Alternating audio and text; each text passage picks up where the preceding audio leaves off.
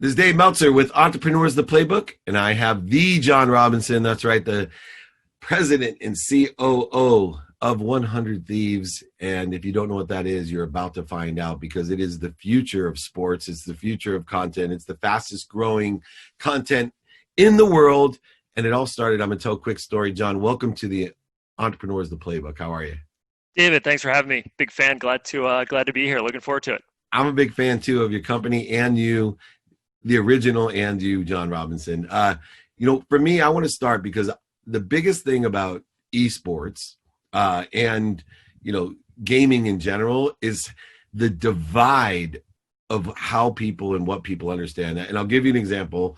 I spent my career as a leader in sports and media and agentry and all this, and I'm going to the final of the Cavs in the Golden State.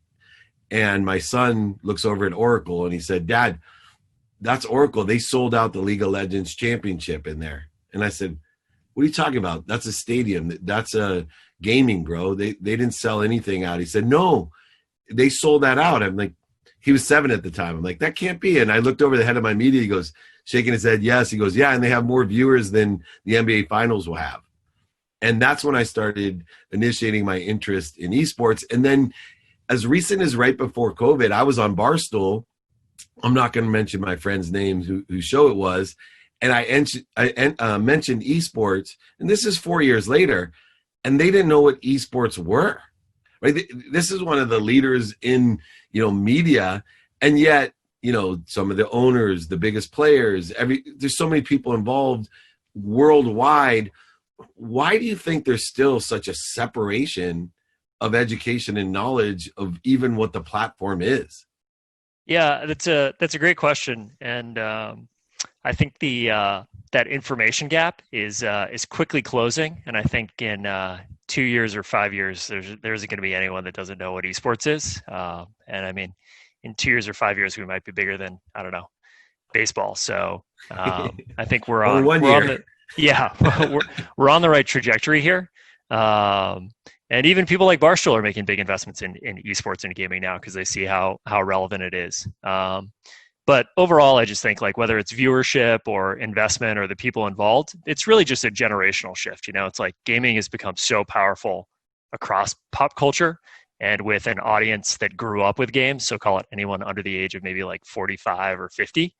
But there's still a lot to go here, So it's like, for us, we're definitely not trying to convert baseball fans from baseball to esports, but rather, teenagers are coming up and they just have a whole new set of affiliations, whether that's media or content or sports or, celebrities. And we feel like gaming's on the right side of those trends. Yeah, I think gaming is a hub, right? Whether you're an enthusiast for traditional sports, there's an area of gaming for you. I call it the great equalizer when it comes to the hub, because coming from a short, untalented Jewish kid who played college football and dreamed of equality, it's a platform or a hub that allows everyone to compete, everyone to participate, everyone to witness. And there's no other sport that has the accessibility both on and off the field that has ever been created. And I still think that as big as it is, and I know being on the knowledge side or the base of knowledge side right now, I don't think we've seen even close to how big this gets and how many different areas that we utilize this platform in the world. And it's not just sports. It's, like I said, it's a content platform that can change the world.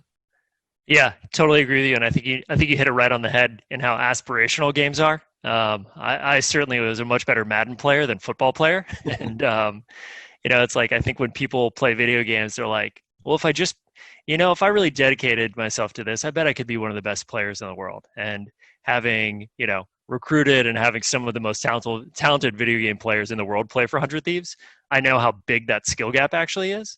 But for the average gamer, that thought and that aspiration that, like, maybe I could do this is like one of the best parts of video games. Everybody thinks that they could be the best in the world. And they can participate, though, Absolutely. even like, tackle football, you only can participate till a certain age. you're going to continually get better. The older that you get, the more that you play, the more that you practice, the better that you get. And so, even if you have disabilities, you can play and compete and participate. There's so many great things about it. The other part about it is it's grown so fast and it's so global that we didn't have the time to build the structure around it. The core monetary structure around the rights and the IP and the leagues and the regulations and the rules. And you take the old traditional model of, college sports, for example, and which is a key area in high school sports. They all are dying to have some sort of organization. And yet, because of the historical conflicts and, dollars that were included in, for example, the NCAA or CIF, there's now a whole world of business that's going on around the gaming industry. And it seems to me there's so many variables that we may never get to. The problem with like rugby, for example, is it's always been so many different people wanting to get involved. My biggest concern with the platform is that there's so many chefs in the kitchen that we never get like the NFL or the MLB, where there's one solidified, NCAA for college kids, or one solidified high school unit where we can have, a governing body of sorts, or some sort of fair platform to monetize it.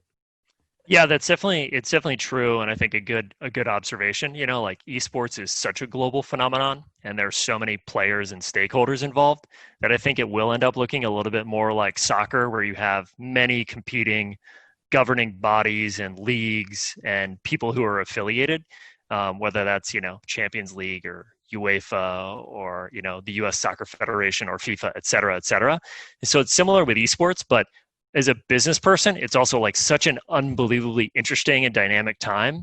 And so it looks a lot like those eras when, the ABA and the NBA got together, or the NFL were just being formed, because every year there's so many changes to the structure and dynamics of what's happening here, that it's like, this is certainly like the formative era of esports that I think how the next 2 or 3 years play out is going to determine the next 20 or 25 years. And so we're really excited to kind of have a seat at the table during such a crucial period. It's so funny because when I invested in Splice years ago, I told my wife, I always wonder what it felt like to be Al Davis. Like when nobody really wanted a team, and it was, is this too high of a valuation? I'm totally risking, I'm going to lose all my money. And then, the next thing in a lot faster time than the NFL got there, I have, a great asset and a great investment and great people around me and great partners like you that are promoting the sport, and all tides are raising the waters. Where do you see the biggest opportunities? So, a ton of kids are graduating college. There's a ton of people that are going to be unemployed in sports, right? Mm-hmm. The traditional sports, sports marketing, sports advertising have all been accelerated. And I think more aligned to the trajectory of your platform. Where are the opportunities for entrepreneurs and for people that want jobs within the context of this space? Sure. It's a great question, and certainly very timely. Gaming as entertainment is, I think, maybe the biggest opportunity on the internet right now. And the reason why I say that is I think Twitch viewership is up like 300% since COVID. YouTube viewership is up like 50% or something like that. Gaming is the number 2 channel on YouTube after music. It's like the trends are so significant and the growth is so significant. There are just massive, massive opportunities here. And if you look at 100 Thieves, one of the reasons why we've leaned into content and entertainment so hard is because we see such a significant audience there. People love the competitive side of gaming and esports, but as much as they love that, they also love entertainment and personality-driven content, similar to what Barstool has done and House of Highlights have done. And doing that for gaming, I think it's just a massive, massive opportunity right now. Absolutely. And then one of the other things, obviously mass gatherings, it'll be probably till we have a vaccine that we're going to be able to have these mass type of gatherings again. And we will get, the nice thing about knowing our technology and knowing our world efforts, that we'll get to that point. And I have no fear about it. But one of the most interesting things I've learned about what you do is I still don't get why people want to fill a stadium. and watch. And I'd love to get, someone. I'm 52 years old, so me and Warren Moon are friends because he's the best tech mobile player ever. That's where I kind of started my gaming career. But for me, I just am sitting here. I know why I watch it online. I know why I watch YouTube videos about it. I actually do. I find them really entertaining. But the one thing, maybe I'm just old, and you can tell me if that's just the fact. It's like going to, a club and the DJ's up there on his laptop and like people are shining their lighters. Like this dude is like super talented. When I was like, have you ever seen Prince perform? You're going to give this guy his props for being on a computer. What do you think it is that, because I know they're going to fill arenas again for my lifetime, but what is it that, that emotional attachment that makes people want to be there? I think it's community. And I think it's something that's like really special that's developed in the last 10 years is like, there were lots of people and their gaming community was only on the internet. And for the first time now, besides, we've seen this with Comic-Con and other things, like communities are showing up in person at real life events. And I think, League of Legends is a great example. Like they're not selling out Staples Center 50 times a year, right? It's twice a year where they get together in major, metro areas in New York, Los Angeles, like Chicago, and they're selling out these major arenas because it's like such a special moment for you and your community to get together and see the best League of Legends players in the world. So I think that like cadence of doing just a few major events feels much more relevant than what other kind of like traditional sports models are doing or trying to throw in-person events every weekend. So I think these special massive events, it's kind of like Coachella for video games in a lot of ways. It's just like a moment that you can't miss because it's so significant and it doesn't happen that often. Yeah, like a South by Southwest. Totally. Those events. Yeah. What's interesting I see as well is, I speak around the world and I see an accelerated transformation of a lot of big companies. And this is where I think esports is really going to change, when the Fortune 100 really dive in with the big dollars and they pull them from the NFL, the MLB, and the NHL, and they realize how much more of an impact they can have with their dollars by sponsoring the teams, the leagues, the organizations, et cetera, and players, by the way. But, I think the interesting thing is I see corporations, who used to do all these live, events with 50 people, and they're extremely time consuming and expensive, moving towards more of the esport model, right? So they're hiring me to speak at more events for less money with a lot less of my time, because people are more used to using Zoom the same way they do Twitch or YouTube, et cetera. I see, the same thing that we're mirroring esports is that there's all these little online events for a big company, and they're going to get accustomed to utilizing those. And that's what esports does, all these little tournaments and all these different leagues and everywhere around. And then you have that big convention, right? The big annual meeting where everybody shows up because it's a community. And I think that the sponsorship side of it is really at its infancy. And the dollars that are being spent today are going to be nothing like it's going to be literally, you said, 2 or 4 years. A year from now, it's already hockey stick. But I don't think the companies, because there's executives that are my age or older, have really got through that knowledge gap where they realize, wait, I've been wasting my money putting a billboard up at a stadium. Yeah, we're seeing that shift in real time.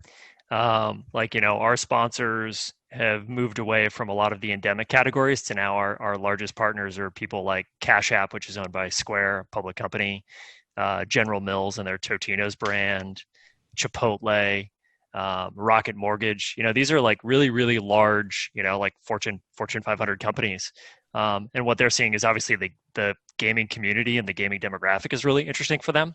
But also I think 100 Thieves and other people in the space that are really authentic can help them introduce their brands to that audience in like a really meaningful way that's very different than just running a commercial during an esports broadcast or running a commercial during a TV show.